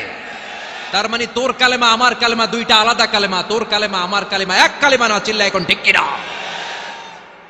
তার মানে কালেমায় আর কালেমায় পার্থক্য আছে না নাই? ইমানে ইমানে পার্থক্য আছে না নাই? আলহামদুলিল্লাহ, আরেকটা হচ্ছে লা ইলাহা ইল্লাল্লাহ, আরেকটা হচ্ছে আল্লাহু আকবার। এই চারটার চেয়ে শ্রেষ্ঠ জিকির আর নাই। কথা বলেন, এটার এই চারটার ভিতরে ইল্লাল্লাহ আছে? কথা বলেন।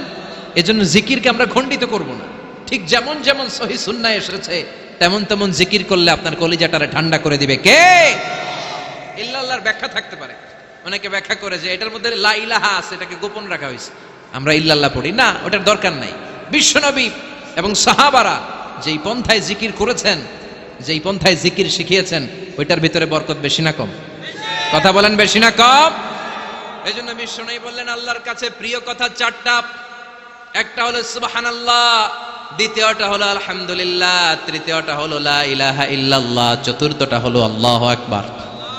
সুবহানাল্লাহ, আমার সাথে সাথে আওয়াজ করে পড়েন সুবহানাল্লাহ, আলহামদুলিল্লাহ, লা ইলাহা ইল্লাল্লাহ, আল্লাহু আকবার, সুবহানাল্লাহ, আলহামদুলিল্লাহ, লা ইলাহা ইল্লাল্লাহ।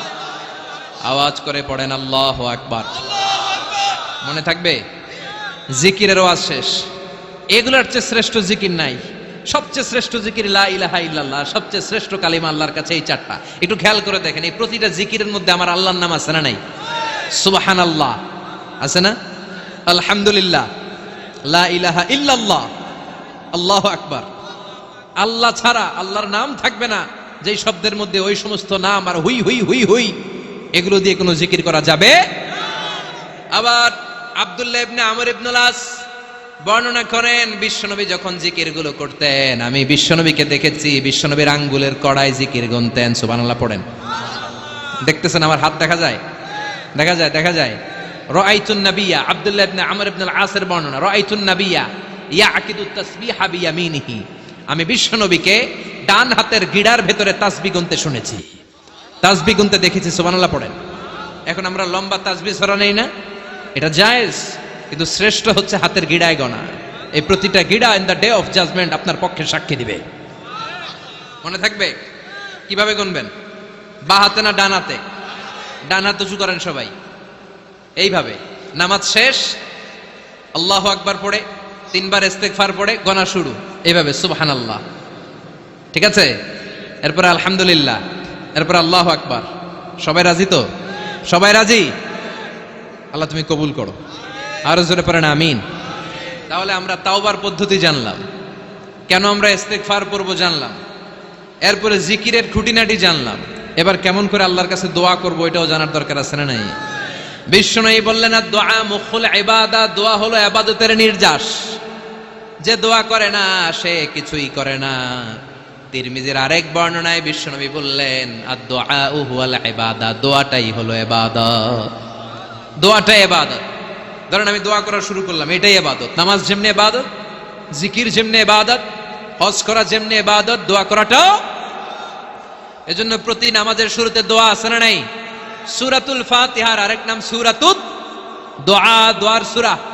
আমরা প্রত্যেকবার সূরা ফাতিহা যখন পড়ি, আমরা পড়ি ইহদিনাস সিরাতাল মুস্তাকিম। সবাই পড়েন ইহদিনাস সিরাতাল মুস্তাকিম। ও আল্লাহ, আপনি আমাদেরকে সরল সঠিক পথ দেখান। পড়েন আমিন। ও আল্লাহ, show us the right path, show us the correct path, show us the middle path. আল্লাহ মধ্যম পন্থা দেখান, মাঝামাঝি রাস্তাটা দেখান, সিরাতুল মুস্তাকিম দেখান। আমাদেরকে রাস্তা দেখায় কে? কথা বলেন না।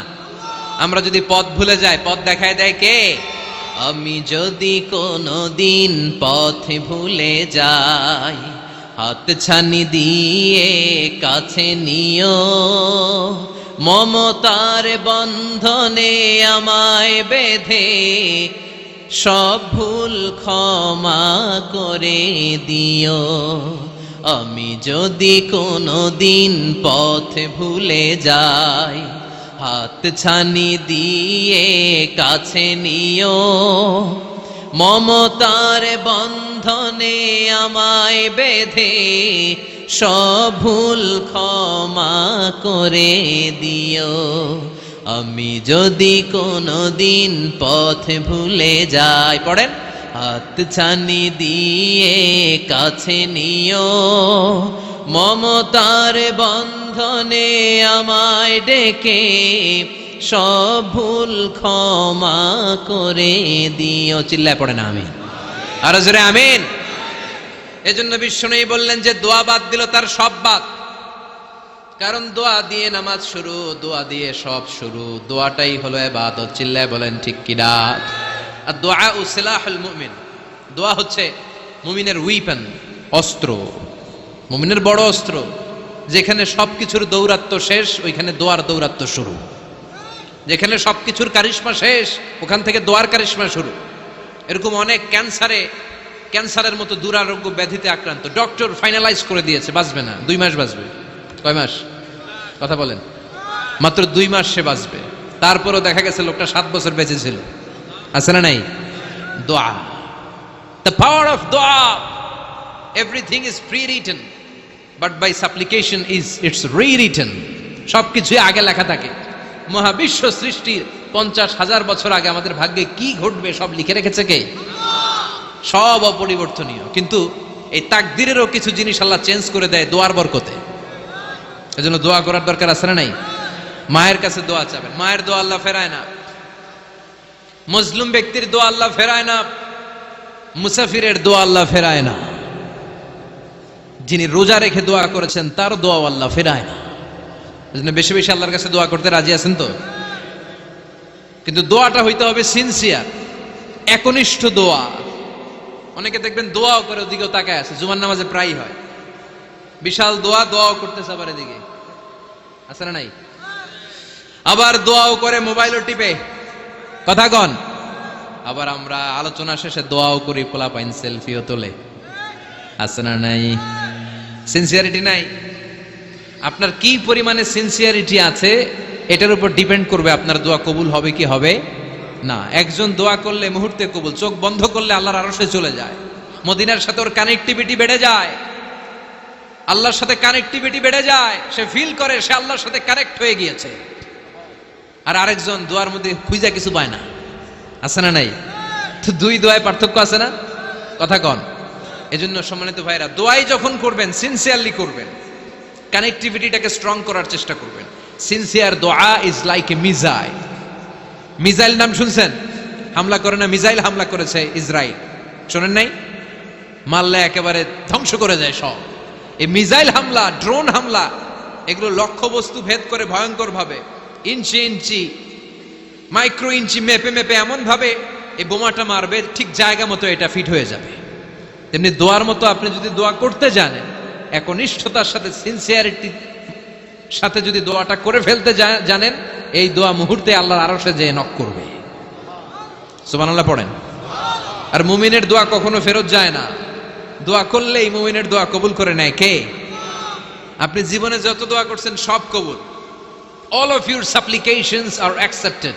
Whatever you have supplicated to your Lord, যাই চেয়েছেন সব কবুল। অনেকে বলে হুজুর এটা একটা কথা কইলেন, সব দোয়া বুঝি কবুল? কত দোয়া করলাম, জীবনে কত কিছু চাইছি, কই কিছুই তো দেয় নাই, এরকম আছে না নাই?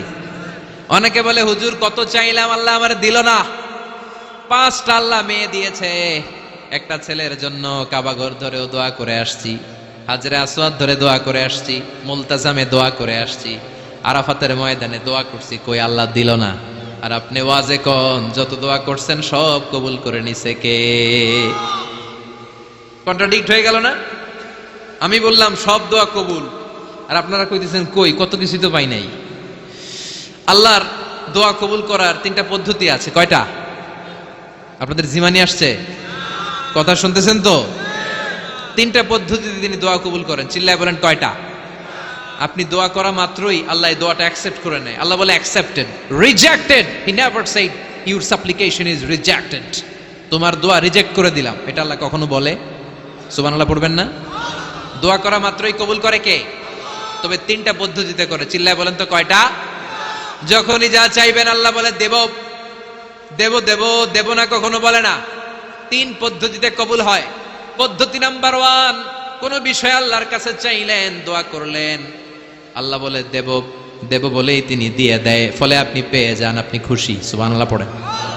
পদ্ধতি নাম্বার 2, আপনি আল্লাহর কাছে কিছু চাইলেন, আল্লাহ তখনও বলে বান্দা তোরে দেব, রিজেক্ট করে দিলাম এটা বলে না, দেব তবে এখন না, লেটার অন, একটু দেরি করে, পরে দেব, কখন দিলে আমার জন্য ভালো, আমার চেয়েও ভালো জানে কে। তাহলে মাঝে মাঝে সাথে সাথে দেয়, মাঝে মাঝে দেরি করে দেয়। পদ্ধতি নাম্বার 3, আল্লাহর কাছে দোয়া করলেন, আল্লাহর কাছে কায় মনোবাক্যে চাইলেন, তখনও আল্লাহ বলে বান্দা আমি দেব, তুই নিরাশ হইস না, তবে এখন দেব না, দেরি করেও দেব না, কিয়ামতের কঠিন ময়দানে যেদিন বিপদে পড়ে যাবি ওই দিন দেব। যেদিন পিতা সন্তানরে চিনে না, সন্তান পিতারে চিনবে না, পীর সাহেব মুরিদরে চিনবে না, মুরিদ পীর সাহেবরে চিনবে না, মুসল্লি ইমাম সাহেব চিনবে না, ইমাম মুসল্লি চিনবে না, নেতা কর্মী চিনবে না, কর্মী নেতারে চিনবে না। চিল্লা এখন ঠিক কিনা? কেউ কাউরে চিনবে না, কেউ কাউর কোনো উপকার আসতে পারবে না। ওই কঠিন দিনে তোরে আমি দেবরে গোলাম। তাহলে এই যে এতগুলা দোয়া ছোটবেলা থেকে আনটিল টুনাইট, এই রাত পর্যন্ত যে দোয়াগুলো আল্লাহর কাছে করছেন, লস হয়েছে? চিল্লায় বলেন লস হয়েছে না লাভ? লস না লাভ? আল্লাহ বলে গোলাম চা বেশি বেশি দোয়া কর, উজিবু দাওয়াতাদ দাঈ ইদা দাআন। আমার বান্দা আমার কাছে চাইতে দেরি হয়ে যায়, দোয়া কবুল করতে দেরি হয়, এজন্য বারবার চাইতাম, না দিলেও চাপ, না দিলেও হয় একটু পরে দিবে, দেরি করে দিবে, যখন আমার জন্য উপকার হবে, ভালো হবে তখন দিবে, তা না হলে কিয়ামতের ময়দানে দিবে। চিল্লায় বলেন ঠিক কিনা? বেশি বেশি দোয়া করবেন, সবার জন্য করবেন, নিজের জন্য করবেন, ফ্যামিলি মেম্বারসদের জন্য করবেন, শুভাকাঙ্ক্ষীদের জন্য করবেন, শত্রুদের জন্য বেশি করবেন, হেটার্স যারা আছে ওদের জন্য বেশি দোয়া। আল্লাহ যেন এগুলোর হেদায়েত দেয়। ইসলাম বিরোধী যারা এদের জন্য দোয়া, হিন্দু বন্ধু থাকলে এদের জন্য দোয়া, হেদায়েতের দোয়া, ঠিক কিনা? সবাই সবার জন্য দোয়া করেন। অনেকে কয় হুজুর আমি আরেকজনের জন্য করবো কেন, হ্যাটটা হ্যাঁ করবো, আমার দোয়া আমি করুম, আছে না নাই? না, আপনি তার জন্য করবেন। আপনি যদি আপনার ভাইয়ের জন্য দোয়া করেন, ফেরেশতারা বলে ওয়ালাকা বিমিসলিন, মানে আল্লাহ সে তার ভাইয়ের জন্য যে দোয়া করলো এই দোয়াটা আগে তার জন্য তুমি কবুল করে নাও। আপনি যদি দোয়া করেন আল্লাহ আমার ভাই অসুস্থ, তুমি তারে সুস্থ করে দাও, ফেরেশতারা বলে আল্লাহ যেই লোকটা দোয়া করলো তার মধ্যে যদি কোনো রোগ থাকে আগে তারে সুস্থ করে দাও, পরে বাইরে। ফেরেশতাদের দোয়া কবুল করে নেয় কে? আপনার দোয়া কবুল হইতেও পারে নাও হইতে পারে, কিন্তু ফেরেশতারা আল্লাহর কাছে দোয়া করলে এটা কবুল হবে না? আপনি যদি দোয়া করেন আল্লাহ আমার ভাইয়ের আর্থিক অবস্থা খুব খারাপ, তারে ধনী বানিয়ে দাও, ফেরেশতারা বলে ওয়ালাকা বিমিসলিন, ও আল্লাহ এই দোয়াকারী তার ভাইয়ের জন্য যেই দোয়াটা করেছে আগে তার জন্য দোয়াটা কবুল করে নাও। সুবহানাল্লাহ পড়েন। এজন্য বেশি বেশি দোয়া করতে রাজি আছেন? বারবার চাই, সকালে বিকালে দুপুরে রাতে শীতকালে গ্রীষ্মকালে সব সময় আমরা দোয়া করব কার কাছে? আল্লাহর কাছে। বারবার চাইলে আল্লাহ খুশি হয়ে যায়, বারবার না চাইলে আল্লাহ রেগে যায়। দুনিয়ার সিস্টেমের একেবারে বিপরীত।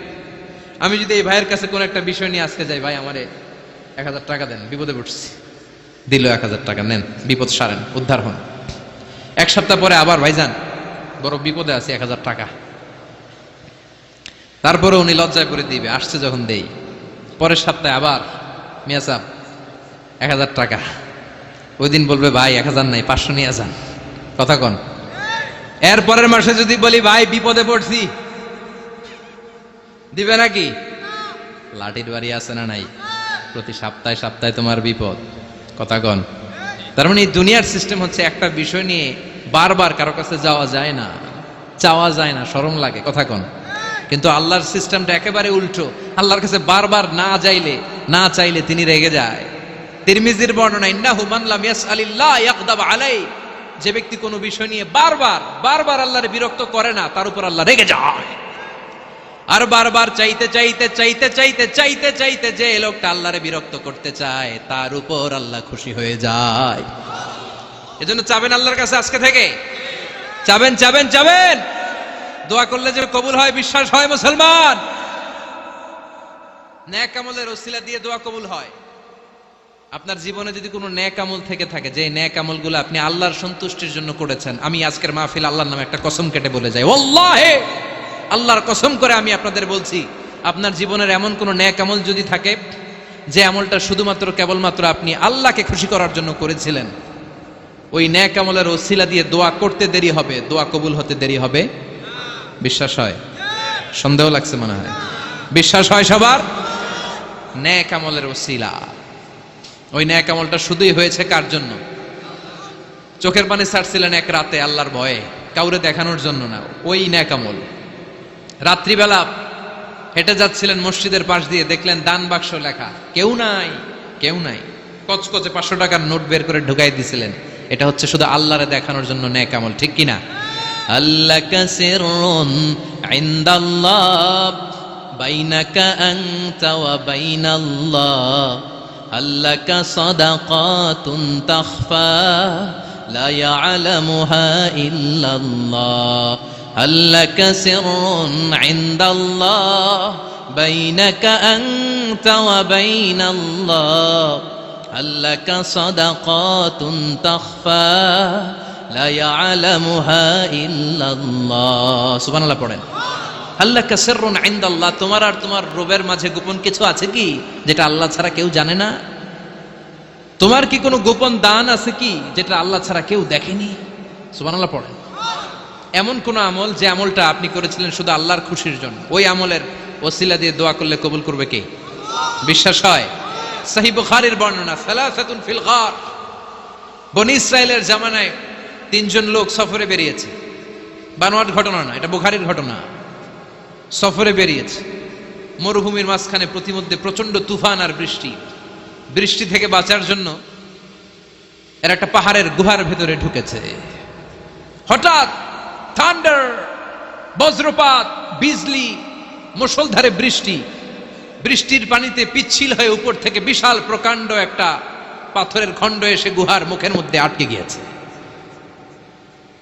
যেই গুহার মুখ দিয়ে তারা ঢুকেছে ওইখানে বিশাল একটা পাথর গড়িয়ে এসে উপর থেকে বলল, অন্ধকার, ভিতরে কোনো আলো নাই, কোনো জনমানব নাই, বাঁচানোর কেউ নাই, কিচ্ছু দেখা যায় না, ঘুটঘুটে অন্ধকার, বাইরে থেকে আলো আর অক্সিজেন যে আসবে ওই সুযোগটাও নাই। তিনজন বুঝে গেল আমাদের মৃত্যু এখানেই হবে, আমাদের কঙ্কালগুলো শত শত বছর এখানে পড়ে থাকবে, কেউ উদ্ধারের জন্য আসবে না, ঠিক কি না? বাঁচানোর কেউ নাই, অক্সিজেন যতটুকু আছে কিছুক্ষণ পরে এটাও শেষ হয়ে যাবে। তিনজনের একজন বলল, আমাদের বাঁচানোর কেউ নাই, একজন ছাড়া তিনি কে? আমাদের তিনজনের জীবনের এমন কোন নেক আমল আছে কিনা যেটা দিয়ে আল্লাহর কাছে দোয়া করা যায়? কার জীবনে কি নেক আমল আছে যেই নেক আমলটা দুনিয়ার কোনো মানুষকে দেখানোর জন্য করা হয় নাই, শুধু করা হয়েছে কার জন্য? এরকম কোন নেক আমল থাকলে দোয়া করা শুরু করো, এছাড়া আমাদের বাঁচার কোনো উপায় নাই। একজন দোয়া করা শুরু করলো, হাদিসে লম্বা একটা হাদিস, আমি সরল বঙ্গানুবাদ শোনাচ্ছি। একজন দোয়া করা শুরু করলো, একজন বলতে শুরু করলো, আল্লাহুম্মা কানা লি আবাওয়ান শাইখান কাবীরান, ও আল্লাহ, আমার বৃদ্ধ বৃদ্ধা মা বাবা ছিল, আমি পেশায় ছিলাম রাখাল, প্রতিদিন রাখালগিরি করার পরে ছাগলের দুধ দোহন করার পরে যখন বাসায় ফিরে আসতাম সবার আগে আমি আমার আব্বা আম্মারে দুধ খাওয়াতাম। আব্বা আম্মাকে দুধ খাওয়ানোর পরে আমার সন্তানদের মুখে, আমার স্ত্রীদের মুখে আমি দুধ তুলে দিতাম। একদিন আমার আসতে দেরি হয়ে গেল, এসে দেখি আব্বা আম্মা ঘুমিয়ে গেছে। দুধের বাটি নিয়ে আমি আব্বা আম্মার মাথার সামনে দাঁড়িয়ে রইলাম, মনে মনে ভাবলাম আব্বা আম্মা যখন ঘুম থেকে জাগবে, আব্বা আম্মারে আগে আমি দুধ খাওয়াবো, তারপরে ছেলে মেয়েরে খাওয়াবো, স্ত্রীদেরকে খাওয়াবো। দাঁড়িয়ে রইলাম, আমার ছেলে মেয়েরা এসে আমার কাছে বললো, আব্বা খাবার দাও, আমি দেই নাই। ক্ষুধার জ্বালায়, ক্ষুধার যন্ত্রণায় পাগল পাড়া হয়ে আমার কলিজার টুকরা ছেলে মেয়েগুলো আমার পায়ের মধ্যে পড়ে কাঁদতে লাগলো, আব্বা একটু দুধ দাও, ক্ষুধা লেগেছে। ও আল্লাহ, আমি দেই নাই। ফজর পর্যন্ত দাঁড়িয়ে রইলাম। ফজরের সময় যখন আব্বা আম্মা ঘুম থেকে উঠলেন, সবার আগে আব্বা আম্মারে দুধ খাওয়ালাম, তারপরে ছেলে মেয়েদের মুখে তুলে দিলাম। ও আল্লাহ, ও আল্লাহ, ওই দিনে সারা রাতটা আমি দাঁড়িয়ে আব্বা আম্মার জন্য যে দাঁড়িয়েছিলাম, দুনিয়ার কাউরে দেখানোর জন্য নয়, শুধু তোমারে খুশি করার জন্য। ওই রাতের ইবাদতটা যদি তোমার কাছে পছন্দ হয়, ফাফাররিজ আন্না মা নাহনু ফি, আজকে যেই বিপদে আমরা আছি, বিপদ থেকে তুমি বাঁচাও। বলার সাথে সাথে 1/3, 1/3 পাথরটা ডান দিকে সরে গেল। সুবহানাল্লাহ পড়বেন না? এবার বাইরে থেকে আলো আসতে শুরু করেছে, অক্সিজেন ঢুকতে শুরু করেছে, তাদের মনের মধ্যে স্বস্তি ফিরে এসেছে। এবার দ্বিতীয় জন দোয়া শুরু করলো, আল্লাহ, আমার এক চাচাতো বোন ছিল, এত সুন্দরী, আমার জীবনে এত সুন্দরী নারী আমি দেখি নাই, এত সুন্দরী নারী। ওয়া কুনতু উহিব্বুহু বিআশাদ্দি মা ইউহিব্বুর রিজাল আন নিসা, একজন পুরুষ একজন নারীকে যত ভালোবাসতে পারে আমি ঠিক ততটা ভালোবাসতাম আমার এই সুন্দরী কাজিনকে, চাচাতো বোনকে। কিন্তু আমার মনের কথা আমার চাচাতো বোনরা আমি বুঝাতে পারি নাই। একদিন লজ্জা শরমের মাথা খেয়ে চাচাতো বোনরা আমি বললাম, তোরে আমি বড্ড ভালোবাসি, একান্তে আমি তোরে চাই। চাচাতো বোন বলল, এত এত স্বর্ণ মুদ্রা যেদিন জমাতে পারবা ওই দিন আমারে পাবা। এবার আমি স্বর্ণ মুদ্রা জমাতে লাগলাম, জমাতে জমাতে জমাতে জমাতে বছর শেষে স্বর্ণ মুদ্রার থলে নিয়ে চাচাতো বোনের হাতে দিলাম। চাচাতো বোন আমার অপকর্মে রাজি হয়ে গেল। গোপন একটা রুমের ভেতরে আমরা ঢুকলাম, দুইজনেই জামা কাপড় খুলে নেকেড হলাম, জিনা করব, পাপ কাজ করব। একেবারে ফাইনাল ডেস্টিনেশন আমরা চলে গেলাম। পাপ কাজ যখন আমরা শুরু করব, ইন দা মিন টাইম আমার চাচাতো বোন আমার ডেকে বলে, ও আমার চাচাতো ভাই, ইত্তাকিল্লাহ, ইত্তাকিল্লাহ, আল্লাহরে ভয় কর, আমার সতীত্ব নষ্ট করে দিস না। আল্লাহ ওই মুহূর্ত থেকে ফিরে আসা কোনো পুরুষের পক্ষে সম্ভব ছিল না। ইত্তাকিল্লাহ, এই বাক্যটা শুনে, তোমার আওয়াজ শুনে আমার কলিজার মধ্যে কাঁপুনি ছুটে গিয়েছে। তোমার নাম শুনে আমি আর ধৈর্য ধারণ করতে পারি নাই, চিৎকার মেরে জামা পেড়ে ওই ঘর থেকে বের হয়ে গেলাম। ও আল্লাহ, শুধুমাত্র কেবলমাত্র একমাত্র তোমার ভয়ে ওই দিন আমি আমার চাচাতো বোনের সাথে পাপ কাজে লিপ্ত হই নাই। আল্লাহ রে, ওই দিনের আমলটা যদি তোমার দরবারে কবুল হয়ে থাকে, আজকের বিপদের দিনে তুমি আমাদের বাঁচাও। বলা মাত্রই এই দোয়া আল্লাহর কাছে এত কবুল হয়েছে, কারণ আল্লাহর ভয়। এটা পৃথিবীর সবচেয়ে বড় ইবাদত। চিল্লায় বলেন ঠিক কিনা? যাদের হৃদয়ে আছে আল্লাহর ভয়, তারা কভু পথ ভুলে যায় না। আল্লাহর প্রেম ছাড়া এই দুনিয়ায় কারো কাছে কোনো কিছু চায় না। ঠিক কিনা? আল্লাহর ভয় আল্লাহর কাছে সবচেয়ে বড় প্রিয় ইবাদত। আল্লাহর কাছে দোয়াটা এত পছন্দনীয় হয়েছে, মুহূর্তের মধ্যে 2/3 পাথরটা গুহার মুখ থেকে ডান দিকে সরে যায়। 2/3 পাথর এখন সরে গিয়েছে। এবার তারা বেরোতে চেষ্টা করলো, দেখা যায় হাত বেরোয়, কারো পা বেরোয়, মাথা বেরোয়, কিন্তু পুরো বডিটা নিয়ে বেরোয়া যায় না। বাকি আছে কয়জন? কথা কন। এবার 3 নাম্বার লোক দোয়া করতে শুরু করেছে, আল্লাহ ইন্নী ইস্তাজারতু উজারা ফাদাফাতু সামানাহুম। আল্লাহ আমি অনেকগুলো শ্রমিক ভাড়া করেছিলাম, তাদেরকে দিয়ে কাজ করিয়ে তাদের ঘাম শুকিয়ে যাওয়ার আগে প্রত্যেকটা শ্রমিকের পারিশ্রমিক আমি দিয়ে দিয়েছি। সবগুলো শ্রমিক আমার কাছ থেকে পারিশ্রমিক বুঝে নিয়েছে, একজন ছাড়া। একজন না নিয়ে চলে গেছে। তার টাকা তারে আমি বুঝাই দিতে পারি নাই। তার রেখে যাওয়া টাকা দিয়ে আমি কয়েকটা ছাগল কিনলাম। ওই ছাগল পালতে পালতে বাচ্চা দিল, আরো বাচ্চা দিল, দিতে দিতে বিশাল ছাগলের ডেইরি ফার্ম বানালাম। 1 যুগ পরে ওই শ্রমিক এসে বলে, হে আমার মালিক, 12 বছর আগে তোমার কাছে কাজ করেছিলাম, টাকা কিন্তু নেই নাই, টাকা দাও। আমি বললাম, ওই যে বিশাল ছাগলের বড় একটা ডেইরি ফার্ম দেখা যায়, পুরো ডেইরি ফার্ম তোমার, ডেইরি ফার্মটা তুমি নিয়ে যাও। শ্রমিক আমারে বলতে লাগলো, তাস্তাজিউ মিন্নি, আমার সাথে ঠাট্টা করো নাকি? একদিনের পারিশ্রমিক দিয়ে ডেইরি ফার্ম হয় নাকি? যতটুকু টাকা তোমার কাছে আমি 12 বছর আগে পেতাম ততটুকু দিলেই চলবে। তারে আমি বুঝিয়ে বললাম, তোর টাকা দিয়ে ছাগল কিনেছি, ছাগলের ব্যবসা করে ডেইরি ফার্ম বানিয়েছি, একটার পর একটা ছাগল বাচ্চা দিতে দিতে আজকে হাজার হাজার ছাগলের এই ডেইরি ফার্ম, পুরো ডেইরি ফার্মটা আমি তোরে দিয়ে দিলাম। বলা মাত্র ওই শ্রমিকটা ডেইরি ফার্ম নিয়ে চলে গেল। মাবুদের এই কঠিন বিপদের দিন সে শুধু দাবি করেছিল তার পারিশ্রমিক, তার পারিশ্রমিকের টাকা তার হাতে দিলে সে খুশিতে বাকবাকুম, কিন্তু তার বদলে পুরো ডেইরি ফার্মটা আমি তার হাতে তুলে দিয়েছি একমাত্র তোমার সন্তুষ্টির জন্য। ওই দিনের আমলটা যদি তোমার দরবারে একটুও ভালো লেগে থাকে রে মাওলা, আজকের কঠিন বিপদ থেকে বাঁচাও। বলতে দেরি মুহূর্তের মধ্যে বিশাল পাথর খণ্ডটা গুহার মুখ থেকে ডান দিকে সরে যাও। আল্লাহর শুকরিয়া করে 3 জন বের হয়ে যায়। সহিহ বুখারীর বর্ণনা। আপনার জীবনে এমন কোন নেক আমল যদি থাকে যেটা শুধু আল্লাহরে দেখানোর জন্য করছিলেন, আমরা আমল করব অবশ্যই দেখানোর জন্য, তবে মানুষকে নয়। কারা দেখানোর জন্য? আমাদের সব দেখানো হবে একজনকে। চিল্লায় বলেন তিনি কে? আপনার এমন কোন নেক আমল যদি থাকে যেটা আপনি আল্লাহরে খুশি করতে করছিলেন, ওইটার ওসিলা করে দোয়া করে দেখেন, ওই দোয়া কবুল করে নিবে কে? রাজি আছেন তো?